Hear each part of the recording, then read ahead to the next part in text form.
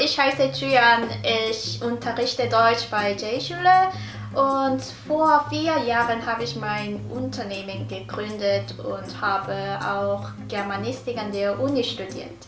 Dankeschön. 저는 J-Schule라는 독일어 교육회사를 운영하고 있는 박주연이라고 하고요. 유튜브 채널은 독일어 가르치는 J-Schule 주연쌤이라는 채널을 운영하고 있습니다. 제가 처음에 창업을 생각한 거는 약간 대학교 때 2학년이 딱 지나고부터였어요.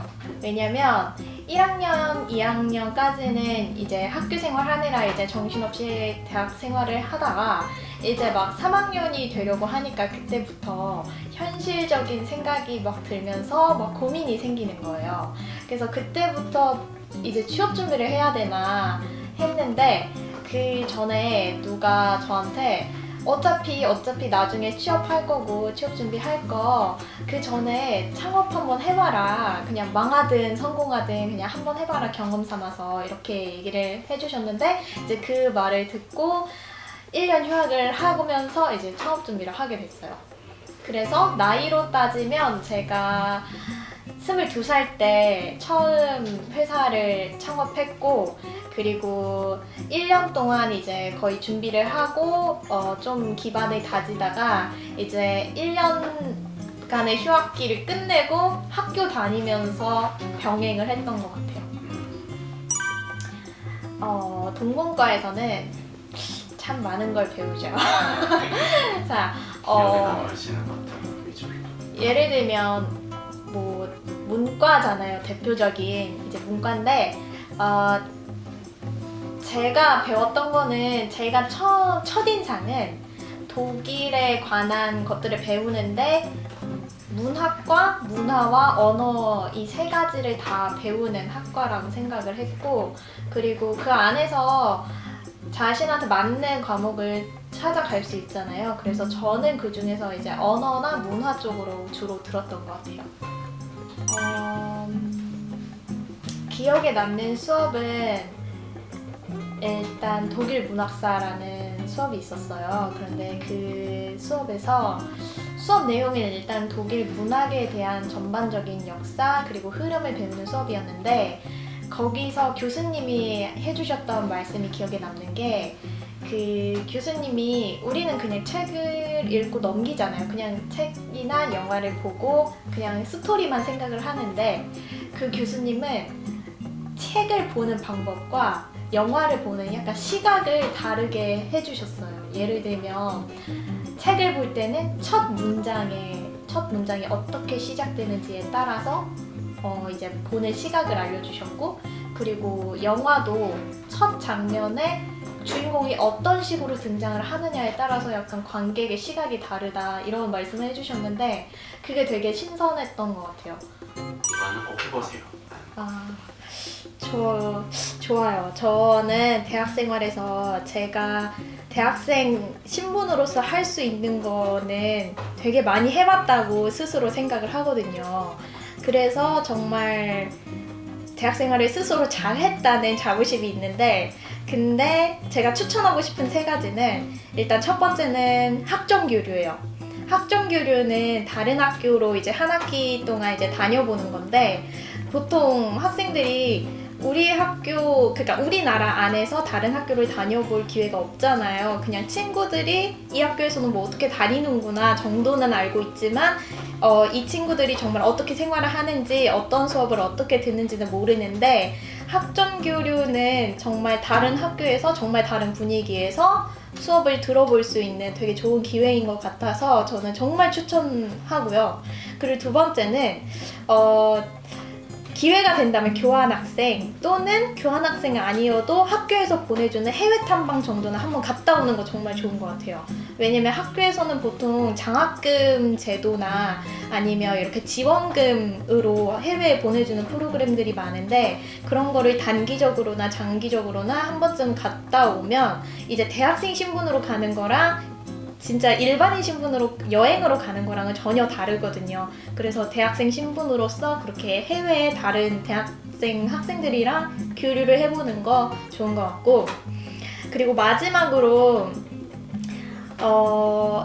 외부적으로 봤을 때 딱 제가 뭔가 뭐를 해라 이렇게 정하기보다는 그냥 학교 생활과 별개로 뭔가 내가 정말 해보고 싶었던 뭔가 한 가지는 해봤으면 좋겠어요.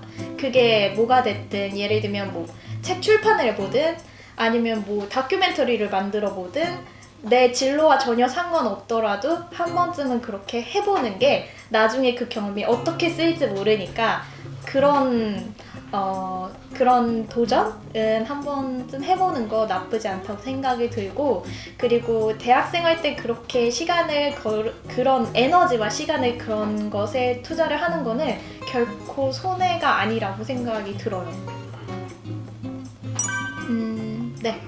네. 제이슐레는 일단 슐레라는 단어가 독일어로 학교라는 뜻이에요. 그래서 스쿨의 단어가 독일어로 슐레인데 제이는 일단 제 이니셜을 넣은 거고요. 사실 제가 이 제이슐레라는 그 브랜드명을 지을 때는 깊게 생각하기보다는 그냥 이 어감이 좋은 게 저한테도 좋았거든요. 근데 제이슐레가 되게 어감이 이 슐레라는 말이 저한테 되게 좋았고, 그래서 이렇게 제이슐레로 짓게 되었고요. 그리고 제이슐레에서 주로 하는 업무는 컨텐츠 제작인데, 컨텐츠 제작에서 여러분들이 이제 독일어 공부하실 때 필요하신 자료들이나 아니면 강의 컨텐츠를 주로 제작하고 있고요. 그 외에도 외부에서 이제 독일어 강의에 대한 의뢰가 들어오면 이제 외부에서 강의를 하고 있습니다. 안녕하세요, 두TV 구독자 여러분. 오늘은 또 특별한 분을 모셨습니다. 매번 이제 제가 특별한 게스트를 어떤 분을 모셔서 좋은 컨텐츠를 만들지 고민을 많이 하고 있는데요. 오늘은 독일어 교육의 대가, 또 우리나라 독일어 역사를 새로 쓰고 계신 우리 제이슐레의 박주현 대표님 모시고 이야기를 나눠보겠습니다. 박주현 대표님 안녕하세요. 안녕하세요. 네, 두TV 구독자 여러분께 그냥 간단하게 또 한 말씀 부탁드릴게요. 네. 안녕하세요, 두TV 구독자님들. 저는 제이슐레를 운영하고 있는 독일어 가르치는 제이슐레 주연쌤이라고 합니다. 네. 네. 점점점점점. 네. 네. 이제 들어왔는데 오늘 어떻게 또 강의도 촬영하시고서 이렇게 또 두TV에 이렇게 나와주시고 바쁘신 와중에 또 이렇게 함께 해주셔서 너무 감사드리고요. 독일어에 대해서 우리가 좀 이제 보통 독일어를 이제 뭐 학교에서 접하거나 접하지 않거나, 또 옛날에는 우리 부모님 세대 때는 독일어와 뭐 불어를 선택 과목으로도 이렇게 선택을 해서 했었던 세대도 있었고, 네. 그런데 요즘 이제 또 중국어와 일본어로 그쵸. 선택 과목들이 많잖아요. 네. 독일어에 대해서 언제부터 흥미를 이제 느끼셨는지. 저는 독일어를 먼저 접하기보다는 네. 독일이라는 국가에 먼저 매력을 느끼게 돼서 독일어를 배우게 된 케이스인데요. 네. 제가 16살 때 독일어를 처음 배웠어요.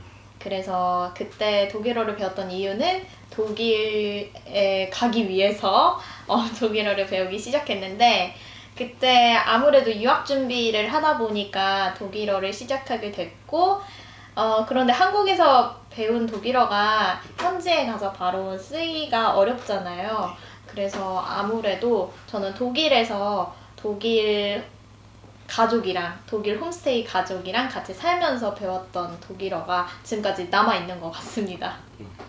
그러면 주로 독일에 홈스테이를 하셨을 때 독일 어느 지역에 계셨고 도시는 어떤 데 계셨었는지도.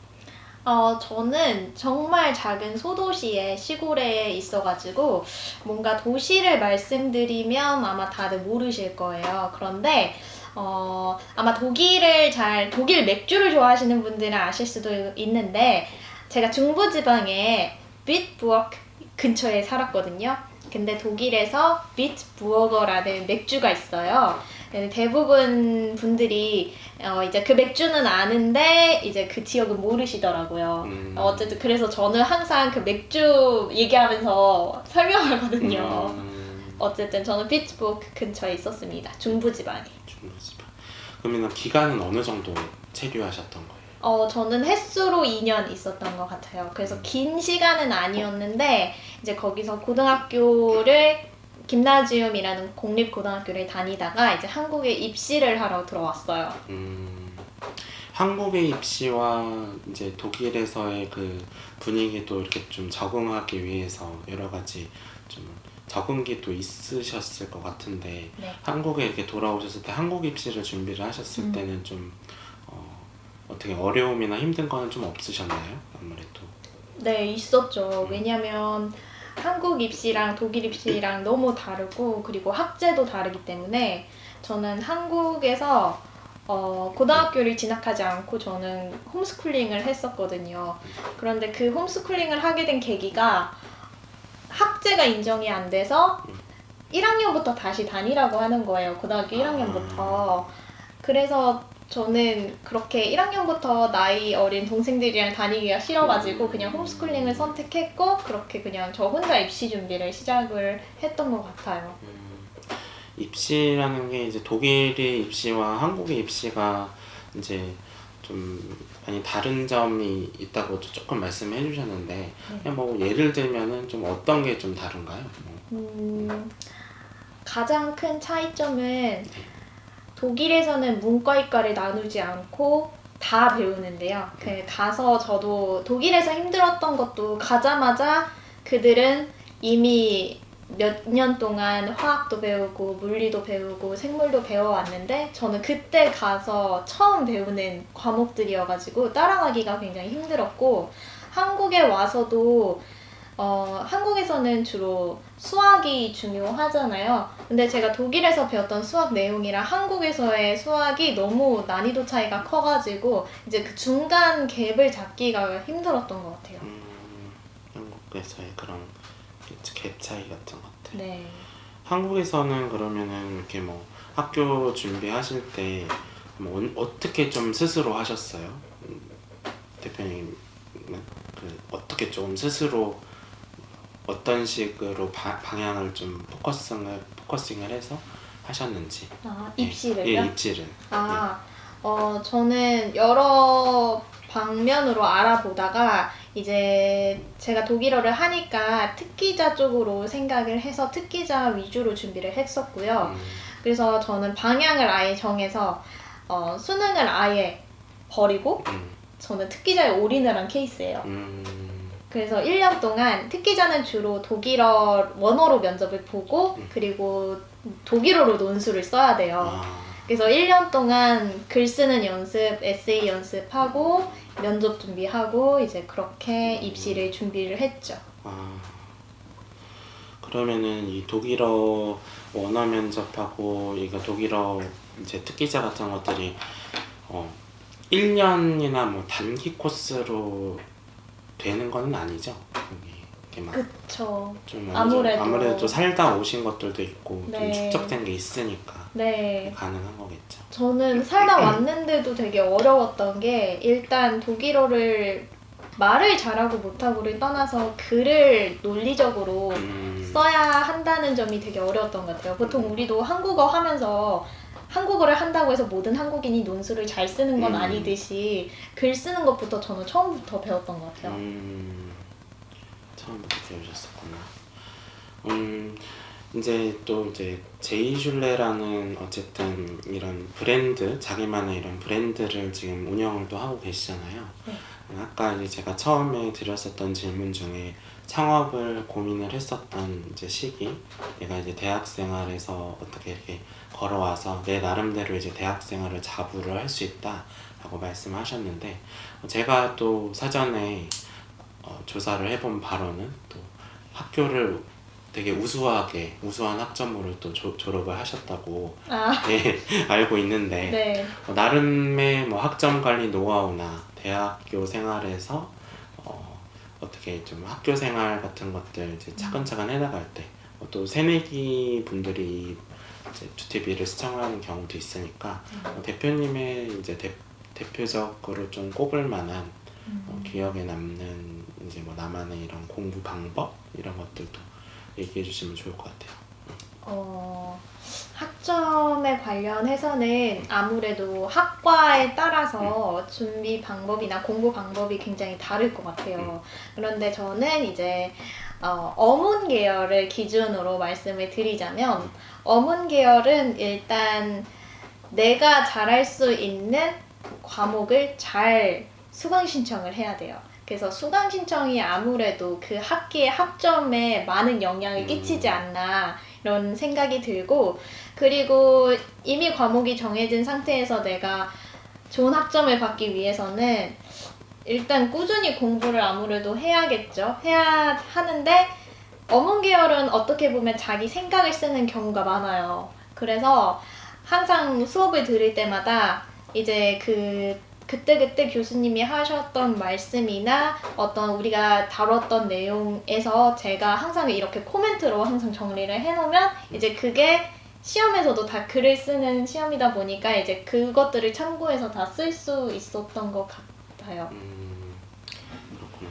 그러면은 이제 수업이나 뭐 해서 그러면 도서관에도 거의 뭐 상주하시면서 공부를 그렇게 많이 아니요. 하셨나요? 그건 아니에요. 저는 도서관파가 아니에요. 그럼 어떤 네. 파세요? 저는 집순이파? 집에서 네. 집에서 공부가 잘 되시구나. 네, 저는 오히려 나가면 잘 못하고요. 나가면 필요한 것들이 너무 많아서 거의 한 짐을 싸갖고 나가야 되는 스타일이에요. 그럴 바에는 그냥 집에서 하자.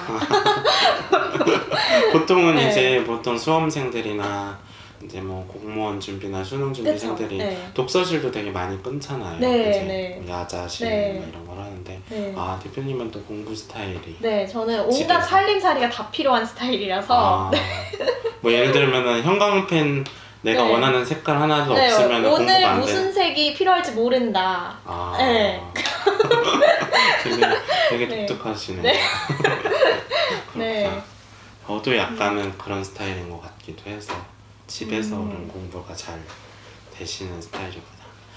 그러면 이제 독일어에서 이제 독어 동문 학과를 어쨌든 졸업을 하셨잖아요. 네. 그럼 독어 동문학을 이제 진학을 준비를 하고 또 내가 미리부터 이제 시작을 이제 내가 동문과를 전공을 해서 동문과와 관련된 뭐 취업이라든지 뭐 어떤 이제 일들을 준비를 해나갈 때 언제쯤부터 좀 그래도 시작점을 출발점을 해놓으면 또 유리할까요? 이런 것들도 좀 네, 어떤 어느 때라도 그러니까 막연하게 이제 내가 이렇게 어문 계열 같은 경우에도 원래 이렇게 지망을 해서 가는 친구들도 있을 거 아니겠어요? 네, 그렇죠. 예, 언제부터가 좀 내가 그래도 빠르게 했구나라고 생각하시는지. 일단 빠르면 빠를수록 좋은 것 같아요. 일단 저는 1학년 때부터 생각했던 게 뭐냐면 1학년 때 해야 될 거, 2학년 때 해야 될 거, 3학년 때 해야 될 거, 이게 저는 어느 정도가 있다고 생각을 하거든요. 1학년 때 해야 될 거를 4학년 때 해버리면 그건 이미 너무 늦은 거고 1학년 때 해야 되는 경험을 미리미리 그때 그 나이 때 해야 된다고 생각을 하는데 근데 오히려 4학년 때 해야 될 경험을 2학년 때 하는 건 좋은 것 같아요. 미리 이렇게 한번 겪어보면 물론 누구나 시행착오를 겪지만 그 시행착오를 아무래도 일찍 겪으면 겪을수록 그 기간이 단축되는 것 같다고 생각이 듭니다. 그렇게 쭉 이렇게 어쨌든 달려오시면서 뭐 이렇게 나름의 그 슬럼프가 올 때나 또 약간 뭐 입시뿐만 아니라 그래도 이렇게 창업도 이렇게 해오시면서 나름 이렇게 좀 힘들거나 좀 생각들이 여러 가지 있을 때 어떤 생각을 좀 가지면서 또 마음을 이렇게 다지면서 오셨는지 그런 것들도 좀 궁금해요. 네.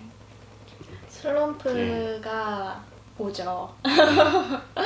근데 저는 슬럼프 때가 기억에 남는 슬럼프는 이제 그냥 자주 오는 그런 무기력함 말고 진짜 제가 꼽는 슬럼프가 있었는데 그 시기가 언제냐면 제가 되게 어린 나이에 일을 시작했잖아요. 그러다 보니까 저는 그때는 되게 즐기면서 시작을 했지만 이게 내가 세상에 노출되는 일이고 그거에 대한 생각까지는 못했던 거예요. 그러다가 제가 어느 정도 제이슐레가 잘 되고 있을 때 갑자기 일은 잘 되고 있는데 제가 세상에 노출되는 게 너무 무서운 거예요. 그러니까 사람들이 내 강의를 보는 것도 무섭고 나라는 사람을 아는 것도 무섭고 근데 그 와중에 강의도 잘 팔리고 일도 잘 되고 이러는 거예요. 그러니까 그때 드는 생각은 사람들이 내 강의 진짜 안 봤으면 좋겠다 이런 생각이 드는 거예요.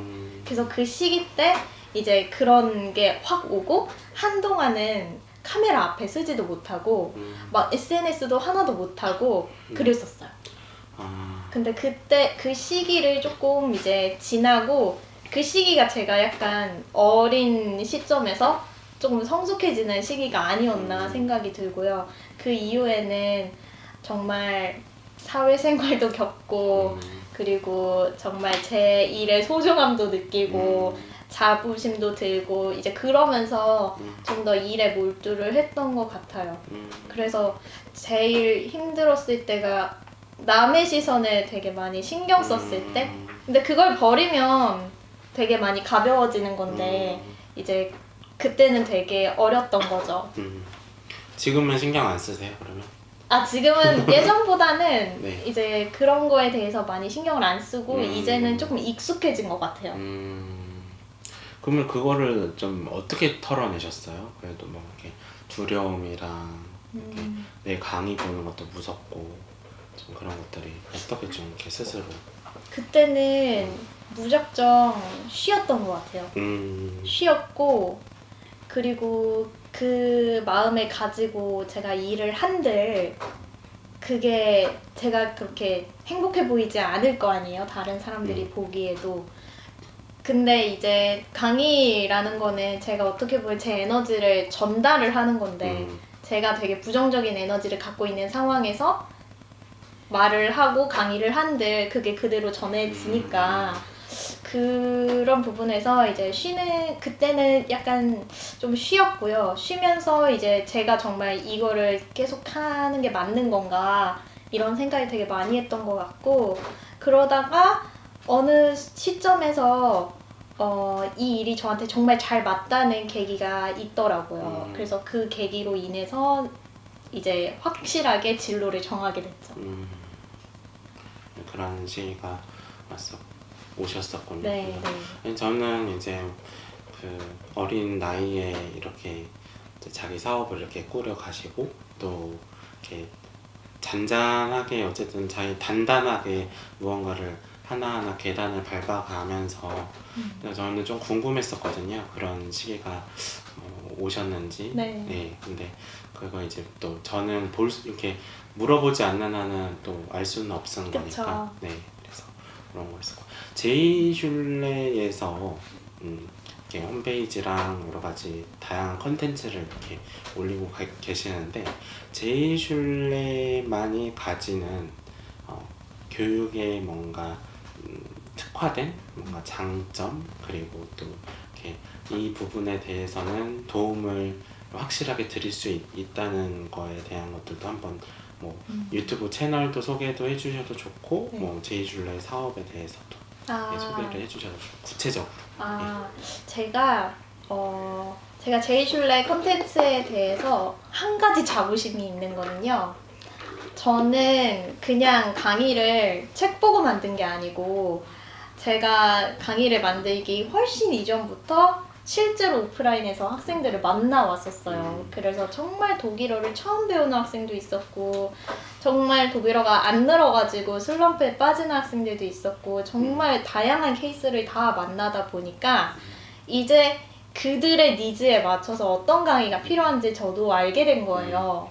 근데 그런 거는 조사에서 나올 것도 아니고 그렇잖아요. 어디 책에 나올 것도 아니고 그래서 제가 만드는 강의는 다들 이 구간에서 사람들이 헷갈려하는 거나 어려워하는 거나 하거나 음. 그런 내용들을 따로 정리해갖고 이제 구성을 한다는 점. 그래서 일반 시중에 나오는 책 구성대로 가기보다는 이제 제가 마음대로 이제 구성도 할 수가 있고 유동적으로 이제 그런 면이 다른 책이나 아니면 강의보다 조금 더 강점이지 않나 싶어요. 그런 노하우 데이터를 다 축적을 해놨고 나름의 이렇게 기록화된 문서로 또 이렇게 잘 관리를 해오셨던 것 같네요. 네네. 얘기 들어보니까. 네, 제이슐레를 시작하게 된 것도 제가 아무것도 없이 하기보다는요. 제가 대학생 때 그냥 이제 용돈벌이로 했던 과외에서 제가 만들어서 이제 제공을 했던 그런 자료들이 쌓이고 쌓여서 이게 하나의 강의 컨텐츠까지 되었고 그리고 그게 그 안에서 더 발전을 했고 그리고 유튜브는 강의에서는 어떻게 보면 정형화된 내용을 다루기 때문에 세세한 이런 것들을 다룰 수가 없잖아요. 그래서 그런 아쉬움을 유튜브 강의에서 조금 마이너하게 다루고 있고요. 그래서 강의를 보시면서 그냥 재미있게 쉬어가면서 유튜브 강의도 이제 유튜브 영상도 보실 수 있게 그렇게 운영을 하고 있어요. 그 독일어를 이제 입문을 하려고 하는 이제 학생들이 있다면 혹시 추천하실 만한 책들이 있을까요? 그 독일어를 내가 이렇게 좀 처음 접하고 공부를 해야 된다 싶으면은 물론 주연쌤 강의를 들어야겠지만 근데 이제 좀 네. 추천하실 만한 그런 것들 그래도 좀 이거 정도는 좀 보고 와야지 그 내 강의도 이렇게 좀 들었을 때 효과도 있고 그러면 뭐 도서 혹시 있으면 네, 저는 근데 사실 독일어는 영어와 달리 영어는 굉장히 콘텐츠가 많이 있잖아요. 그래서 어느 정도의 어떤 책을 보시면 된다 이렇게 말을 할 수가 있는데 독일어는 시중에 나와 있는 게 되게 제한적이고 그리고 그 난이도도 너무 기초에만 많이 몰려있는 상태예요. 그래서 뭔가 어떤 책을 딱 집어서 말씀드리기보다는 뭔가 독일어를 시작하실 때는 항상 내가 서점 가서 만약에 책을 고르신다라고 할 때 내가 제일 마음에 드는 책을 일단 회화책을 하나 골라요. 그리고 회화책으로 일단 시작을 하는 거예요. 그게 어떤 책이 됐든 상관은 없지만 내가 제일 열심히 공부할 마음을 들게 해주는 책을 한 가지 고르고 그 다음에 문법을 시작할 때는 그때는 강의를 선택하든지 아니면 뭐 학원을 선택하든지 이제 그렇게 가시면 될 것 같아요. 왜냐면 문법은 강의에도 있고 책을 내가 굳이 안 사도 되거든요. 학원에 다니면 학원 책이 있을 거고 그래서 일단 나의 시작하는 처음에 첫 독일어 책을 처음에 고르시고 제일 기초적인 기초회화책 그 다음은 이제 차근차근 이제 문법이나 그 용도에 따라서 배우러 가시면 좋을 것 같아요. 그러면 주연쌤 강의 중에 혹시 추천해 주실 만한 강좌 있을까요? 독일어 네. 제가 강의 추천은요. 아마 이 영상을 보시는 분들이 이제 독일어를 거의 모르시는 분들이 계실 거잖아요. 그래서 독일어를 처음 시작하시는 분들을 위한 강의가 있는데 제가 그 강의 컨셉이 해시태그로 기억하는 독일어 문법이에요. 근데 이제 그 컨셉을 생각하게 된 계기가 뭔가 문법 강의를 제가 이전에도 했었는데 문법 강의를 한번 하다 보면은 너무 내용이 많고 장황하고 하다 보니까 많은 분들이 기억을 못 하시더라고요. 그래서 그냥 해시태그로 이번 강의의 요점만 딱딱 기억해서 그 단어만 들어도 내가 뭐를 배웠는지 알 수 있게 하면 어떨까 해서 이렇게 해시태그 강의를 생각하게 되는데 그 강의가 알파벳부터 시작을 해서 이제 문법을 다뤄요. 그래서 아무래도 처음 시작하시는 분들한테도 부담이 없고 그리고 시험 준비하시는 분들이나 내신 대비하시는 분들한테 되게 도움이 많이 되는 강의인 것 같아요. 이건 내신 대비 뭐 외고나 특목고 네. 재학 중인 학생들 네. 그리고 독일 여행이나 독일에서도 어쨌든 사셨지만 독일에서 꼭 이곳은 가봐야 한다 뭐 이렇게 우리 세계로 간다처럼 네. 박주연 대표님이 추천하는 독일의 명소, 독일의 명소. 도시 이런 이야기들로 좀 독일의 명소. 저는 독일 여행 추천드릴 때 진부하게 여행책 피면 나오는 그런 도시 있잖아요. 그런 도시는 별로 추천하지 않아요. 왜냐면 그런 도시는 워낙 자료가 많기 때문에 책만 봐도 아니면 심지어 구글링만 하셔도 더 좋은 사진들도 많고 내 눈보다 더 잘 찍은 사진들이 많거든요. 내 눈으로 보는 것보다. 네. 그래서 이제 그런 수도나 그런 곳은 이제 약간 진부하다는 저는 생각이 들고요. 만약에 물론 이제 독일을 가시게 되면 그런 곳들 물론 가시게 될 거예요. 왜냐면 공항도 다 이제 수도나 이제 대도시에 있다 보니까. 근데 여러분들이 정말 기억에 남는 독일 여행을 하고 싶으시다면 약간 이렇게 독일 역사나 아니면 이런 컨셉을 잡아서 도시를 방문하시는 게 저는 어떨까 생각이 들거든요. 그런 컨셉에 따라서. 왜냐면 독일에는 굉장히 성도 많고 그리고 그 각 지역마다 그런 특산물도 있고 그러니까요. 그래서 저는 예를 들어서 저 독일에 있을 때 여행을 했는데 그때 컨셉이 맥주였어요.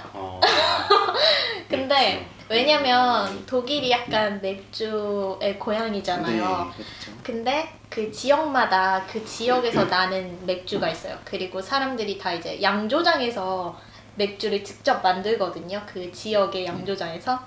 맛도 다 다르고 그리고 뭐 발효시키는 방법도 다 달라가지고 이제 예를 들면 이번 여행은 뭐 라거 맥주다. 이걸 라거만 도는 거예요.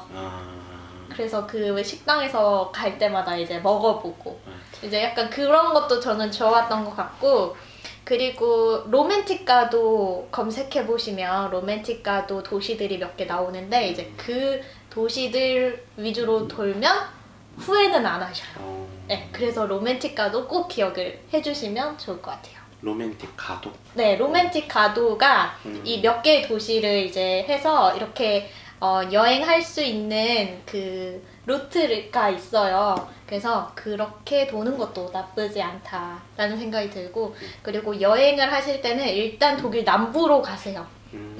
독일 남부로 가시면 됩니다. 날씨가 일단 좋아요.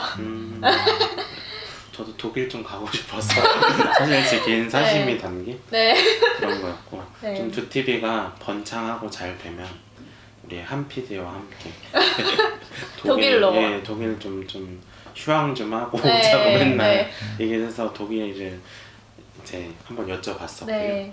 그러면은 이제 독일의 그 이제 저는 교양 과목 중에 축제 문화의 이해라는 과목에서 그걸 들었었거든요. 독일의 옥토버페스트 그거 같은 경우도 혹시 경험해 보셨나요? 저는 옥토버페스트 할 때 못 갔고요. 왜냐면 옥토버페스트가 딱 뮌헨에서 열리는데 저는 항상 그게 한 열흘 정도 열리거든요. 근데 그 시기를 항상 못 맞췄어요. 그래서 그 전에 가던가 그 후에 갔는데 그걸 하는 시기에 다른 지역에서도 옥토버페스트처럼 맥주 행사를 많이 해요. 이제 다른 지역에서는 갔는데 딱 그때 그 시기에는 딱 못 가봤어요. 그게 아쉽긴 한데 근데 워낙 사람이 너무 많고 그리고 미리 입장료도 사야 되고 그래가지고 이제 미리 알아보고 가시는 거 추천드리고요. 그리고 축제 자체가 너무 전 세계적으로 열리다 보니까 전 세계 사람들이 많이 오잖아요. 그래서 규모가 되게 커요. 그냥 내가 이 뮌헨 놀러 왔다고 가볍게 갈 수 있는 그런 축제가 아니기 때문에 미리 조사를 하고 가시는 게 좋은 것 같아요. 독일에서 어쨌든 저는 그런 것도 좀 궁금한데 혹시 이제 독일의 맥주 맛하고 좀 이렇게 약간 우리나라의 맥주 맛이 물론 다 다르긴 하겠지만 그러니까 독일에서 이제 수입된 맥주도 우리나라에서 팔고 그다음에 독일에서 이제 직접 맥주도 드셔봤을 거 아니에요. 그 맥주 맛이 어떻게 미묘하게 어떤 게 좀 다른가요? 갑자기 네. 맥주 전문가. 맥주를 그래도 여러 번 아주 감미하시고 그걸 아주 잘 아실 것 갑자기 같은 예. 분위기가 예, 맥주. 맥주. 아, 네. 일단 제가 뭐 전문가는 아니지만 가장 큰 차이점은 일단 맛이 달라요. 독일 맥주가 캔으로 우리나라에 들어오는 게 있어요. 해외 맥주. 근데 맛이 정말 달라요. 맛이 정말 다르고 그리고 진짜 그 병맥주도 말고 이제 거기서 진짜 짠해. 생맥주로 뽑아주는 네. 맥주가 있거든요. 이제 그 맛이랑 이 캔 맛이랑 너무 달라가지고 저는 솔직히 캔 맥주 중에서 독일 맥주를 안 사 먹어요. 차라리 다른 나라의 해외 맥주를 먹지 독일 맥주 절대 안 먹거든요. 못 그 먹겠어가지고. 생맥주를 먹어봤으니까. 네네 그게 있는 것 같아요. 그래서 네. 다르고 그리고 한국 맥주랑 비교했을 때는 한국 맥주가 연해요. 확실히 연하고 되게 싱겁다고들 많이들 말씀하시는데 근데 각 맥주 취향별로 네, 또 진한 맥주 좋아하시는 분들은 또 독일 맥주 좋아하실 수도 있고 그냥 한국 맥주가 맞을 수도 있고 네 그런 것 같아요. 질문 하나 해도 돼요? 네. 궁금한 게 있는데 그 진하다는 게 약간 그 진한 맥주를 현지에서 안 먹어본 사람들은 네. 어떤 진한 게 어떤 거지라고 약간 궁금해할 수도 있을 것 같아요. 그래서 저도 사실 궁금한데 그러면 혹시 한국에서는 보통 이제 맥주를 이제 소주랑 이제 소맥을 해서 먹잖아요. 네. 그러면 좀 이제 맛이 조금 진해지고 이런 맛이 좀 알코올이 좀 세진다는 느낌 있잖아요. 네. 그래서 혹시 이제 진하다는 게 이런 소맥의 느낌의 어떤 진함? 그런 세짐 그런 세짐인지 느낌인지. 아니면 어떤 다른 느낌인지 좀 그게 궁금해요. 소맥이랑 달라요. 아, 근데 소맥은 알코올이 세진 느낌이잖아요. 근데 그 제가 진하다고 말씀드리는 거는 그 향도 진하고 그 풍미 자체가 되게 진한 느낌이에요. 그래서 맥주의 농도가 더 진해진 느낌이라고 생각하시면 될 것 같아요. 맥주의 농도. 네, 향도 진하고 농도도 진하고 네. 그래서 소맥의 그 알코올이 더 많이 느껴지거나 이런 건 아니에요. 네. 이제 독일 맥주를 이제 가서 못 먹는 환경에 있는 사람들도 있을 수 있고 네. 이제 뭐 그런 분들이 한국에서 좀 먹을 수 있는 이제 뭐 캔 맥주나 그러니까 독일 맥주가 아니더라도 해외 네. 맥주 중에서 뭐 네. 캔으로 된 거나 뭐 병으로 된 거나 네. 가장 좋아하시는 거 하나만 고르면 아. 어떤 게 있을까? 제 좀 취향 궁금해요. 반영되나요? 네, 취향이죠. 취향 이제 궁금해요. 이거 편집, 이건 뭐 편집을 해. 이거 재밌을 것 같은데. 이거 얘기하고 뭐 저 맥주 취향 공개. 맥주 취향 공개 이런 거는 되게 많이 볼 것 같은데. 이거 질문도 넣고 이거 번외 질문 약간 번외 질문해서 저는 진짜 개인적으로 저는 칭따오. 맞아. 맛있죠. 전 칭따오 캔맥을 마신다면 칭따오 만약에 4캔을 내가 골라야 된다. 그러면 거기에 2캔 무조건 칭따오. 맞아. 그 맥캔의 편의점 10,000원. 네, 아주 그게 신중하게 중요하구나. 골라야 되는. 신중해야 돼요. 그쵸, 신중해. 네. 칭따오 맛있지. 네, 칭따오가 진짜 좋아. 맛있어요. 그럼 4캔에 2캔은 칭타오로 네, 딱 네, 박아놓고. 네, 박아놓고 그리고 한 캔은 이제 향기롭게 블랑 하나 넣어주고 공감하세요? 그럼요. 저 그거 맨날 먹었거든요. 4캔 네, 만원짜리 맨날 네. 골라서. 네, 그리고 한 캔은 제가 스텔라를 넣어요. 이제 앞으로 이제 첫 번째도 말씀을 좀 이제 드렸는데 이렇게 내가 뭔가 이렇게 진로에 대해서 참 이렇게 많이 흔들릴 때가 많잖아요.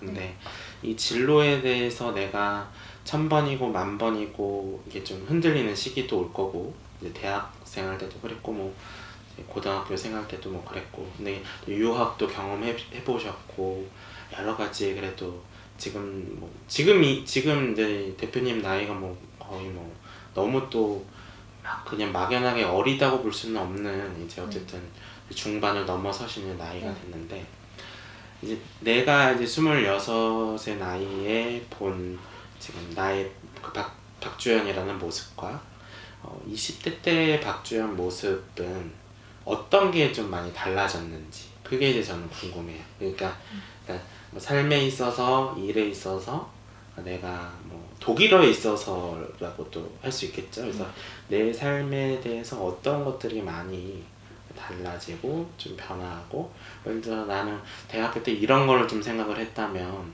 지금 이제 6년이 지나서는 난 이제 이거를 봤을 때는 이 관점으로 좀 보이더라. 뭐 그런 것들이 궁금하게. 저는 제가 20대 초반이었을 때는 되게 세상 모든 게 그렇게 막연할 수가 없고 그리고 정말 내가 진로를 찾는 그 과정이 되게 그때 고민을 되게 많이 했던 것 같아요. 그래서 저는 항상 제가 이 일을 해오면서도 항상 의심하고 내가 정말 이 일을 계속해도 되는 건지 지금이라도 때려치고 취업 준비를 해야 되는 건 아닌 건지, 왜냐면 제 주변 사람들은 다 취업 준비를 하고 다 학생이다 보니까 저도 그런 환경 안에서 나도 다른 사람들처럼 지금부터 빨리 스펙을 쌓고 이래야 되지 않나 하는 고민이 많이 들었던 것 같아요. 근데 이제 지금 와서는 지금 그때 제 나이였던 이제 후배들한테도 이제 만나면 해주는 게 뭐냐면 그때 무슨 생각을 하든 그때 뭔가라도 계속 해왔던 것들이 지금 다 쌓여 있는 것 같아요. 그게 제가 전혀 상관없는 활동을 했더라도 그때 했던 그 경험이 이렇게도 쓰이고 어떻게 쓰일지 모르고 그때 들었던 수업이 또 지금 어떻게 나한테 피가 되고 살이 되는지 모르잖아요. 그래서 그 시간대를 꽉 채워서 사는 게 좋은 것 같아요. 그게 어떻게 보면 인풋인 것 같아요. 그게 이제 앞으로 살면서 아웃풋으로 나오겠죠. 네. 앞으로 계획은 좀 어떻게 되세요? 앞으로 계획이요? 네, 앞으로 계획이 저는 참 궁금하기도 한 게 되게 다방면에서 참 자기 관리 또 어쨌든 남 앞에 이렇게 서서 강의를 하고 뭔가 교육자의 일을 한다는 것 자체가 참 준비 과정도 많이 필요하고 또 그 하나하나의 컨텐츠를 이렇게 만들어 가는 데 있어서 많은 역할들을 하고 계신다고 저는 생각을 하는데, 앞으로의 이런 여러 가지 이제 박주연 대표님이 이제 생각하는 앞으로의 이런 나의 로드맵 그런 것들 이제 주TV 독자 여러분들께서 또 앞으로 제2의 뭐 박주연을 꿈꾸는 사람들도 있을 거고요. 분명히 보면서 그런 것들이 앞으로 이제 자신의 인생에 대한 계획 같은 것들이 좀 궁금합니다. 네. 사실 이런 계획을 공개적으로 네. 밝힌 적이 한 번도 없거든요. 왜냐면 네. 제가 생각하기에도 너무 어떻게 보여질지 모르고 또 네. 어떻게 해석이 될지도 그쵸. 모르고 네. 와전될 수도 있고 그러다 보니까 저는 항상 제 계획이 있다면 말하기보다는 조금 이제 제가 어느 정도 그걸 말할 수 있는 정도까지 만든 다음에 그때 이제 얘기를 하는 편이에요. 그래서 되게 조심스럽지만 그냥 막연하게 광범위하게 이제 생각을 해보면 저는 계속 독일어를 가르칠 것 같고요. 네. 그리고 좀 더 지금 하고 있는 일을 지금 만들고 있는 컨텐츠들을 더 많이 제작을 할 것 같아요. 컨텐츠를 제작을 하고. 네, 제가 만든 컨텐츠가 조금 쌓였으면 좋겠어요. 근데 지금은 아직 쌓이기보다는 아직까진 계속 이렇게 다람쥐 쳇바퀴처럼 열일을 하고 있는 상태고, 이게 어느 순간 이제 시간이 지나다 보면 쌓이긴 하겠죠? 추가적으로 여기 궁금한 건데, 혹시 아침에는 몇 시에 일어나시고 아. 취침 시간은 어떻게 되세요? 뭐 그게 이제 또 네. 뭐 프리랜서마다 다 다르긴 그쵸, 하겠지만, 그쵸. 예, 예. 저는 그게 그 시기마다 달라요. 시기마다 다른데 한창 강의를 찍을 때 그때 다르고 그리고 약간 강의보다는 오프라인 활동을 많이 할 때가 다른데 강의를 한창 찍을 때는 새벽에 일을 많이 하기 때문에 새벽 3, 4시에 자고 10시에 일어나고 그리고 강의 촬영을 하면 보통 오후 낮에 촬영을 하는 편이에요. 왜냐면 이제 일어나서 목도 풀고 이제 제 생체 리듬이 돌아와 오는 시간이 있어서 그런 식으로 많이 하는 편이고요. 그리고 오프라인으로 많이 할 때는 아무래도 뭐 1시에서 8시 예. 이렇게 지내는 것 같아요. 8시. 네. 한두 시 정도에 자요. 그리고 8시에 일어나서. 네. 그래도 뭐 해가 중천에 떴을 때 일어나시진 않네요. 네. 그런 적은 한 번도 없어요. 아니 저는 사실 가끔 찔리는 마음에 해가 중천에 뜰 때도 일어난 적이 있어서 제가 막 너무 막 부지런하게 진짜 저 사람은 어떻게 하루 25시간이 모자르다는데 사실 저도 부끄러울 때가 있는 거는 그런 점이 있거든요. 해가 중천에 뜰 때 일어난 적도 있는데. 근데 저도 잠은 충분하게 자요.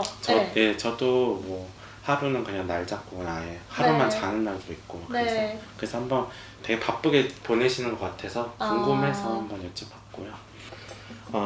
오늘 이제 제이슐레의 박주연 대표님을 모시고 1시간 반 정도가량 이야기를 나눠봤습니다.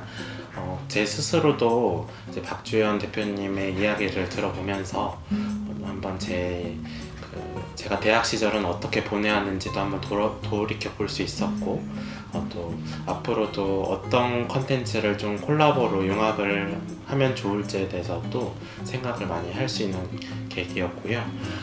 벌써 이제 2TV가 구독이 벌써 300명의 인원을 이제 돌파를 했는데 그 와중에서도 항상 계속 채널을 위해서 많은 의견들도 주시고 발전을 위해서 항상 이렇게 이제 즐겨서 봐주셔서 너무 감사드리고 끝으로 이제 박주연 대표님께서 너무 다시 한번 출연해 주셔서 감사하다는 말씀을 전달드리고 네, 2TV는 더 이제 나은 컨텐츠로 여러분께 앞으로 좋은 모습 보여드리도록 하겠습니다. 네, 지금까지 촬영 기획 편집의 한동석 그리고 진행의 장두원 오늘의 게스트 박주연 대표님이었습니다. 네, 인사드리겠습니다. 네, 여러분 잘 보셨나요? 끝까지 봐주셔서 너무 감사드리고 그리고 시간 되시면 저의 채널도 오셔서 한 번쯤 둘러보시고 가셔도 좋을 것 같고요. 앞으로 독일어에 대해서 열심히 활동하도록 하겠습니다. 감사합니다. Vielen Dank fürs Zuschauen. Es war ein langes Interview, aber es hat mir sehr viel Spaß gemacht. Wenn ihr Zeit habt, kommt bitte zu meinem Kanal vorbei und ihr könnt dort einige lustige Videos finden. Dankeschön. Ciao.